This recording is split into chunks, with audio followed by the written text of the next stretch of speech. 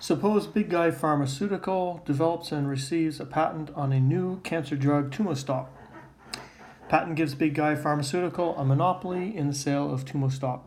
Illustrate and explain how Big Guy Pharmaceutical, as an unregulated monopoly, would establish its price and quantity. Illustrate profits. Okay, so the monopolist has a downward sloping demand curve and a marginal revenue curve that falls underneath the demand. We will draw a marginal cost curve and an average total cost curve. All firms maximize their profits where marginal revenue equals marginal cost. That is here. So this is our equilibrium quantity. I go up to my demand curve, and that is my equilibrium price. The profits are the difference between the price and the average total cost. So I've taken the average total cost, given the quantity that we have, and so this shaded region represents profits. The next question, B, illustrate and explain how Big Guy Pharmaceuticals' output price and profits would be affected if another pharmaceutical company was to introduce a popular substitute drug. So I've started by illustrating essentially the same graph that we have as above. And now we have another company introducing a substitute drug. And so that substitute drug is going to decrease the demand for Tumostop. So we're going to have a decrease in the demand curve.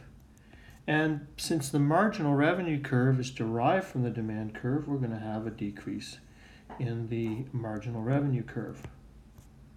All firms maximize their profits where marginal revenue equals marginal cost. So that is here. So we have our new quantity. I go up to the new demand curve, and that is the price. The profits now are going to be the difference between that price and the average total cost curve. And so this shaded region equals the profits. So we're going to have a decrease in quantity, a decrease in the equilibrium price, and a decrease in profits.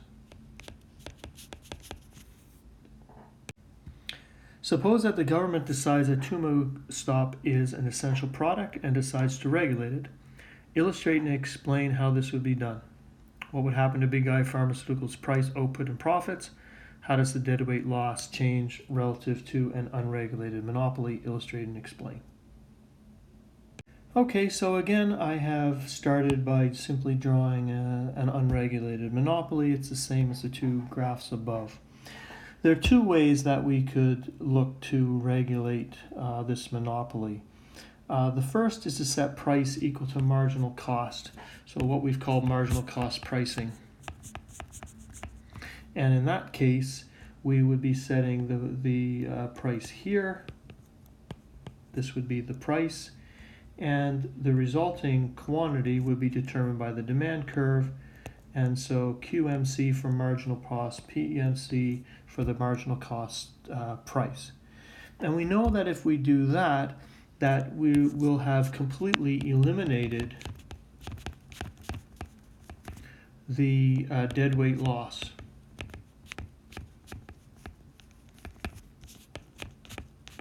What we're trying to do in this case is simulate a competitive market where there is no deadweight loss. On the other hand, the other way to regulate this monopoly is using a fair rate of return.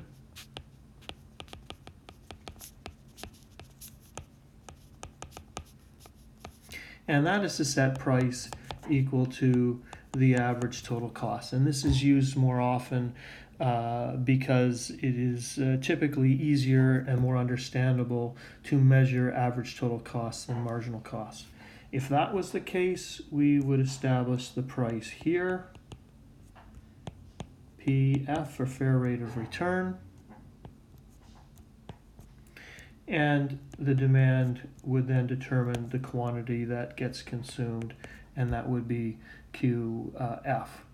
So in both cases, we are going to have a lower price. We're going to have a higher quantity than the unregulated monopoly and a lower profits.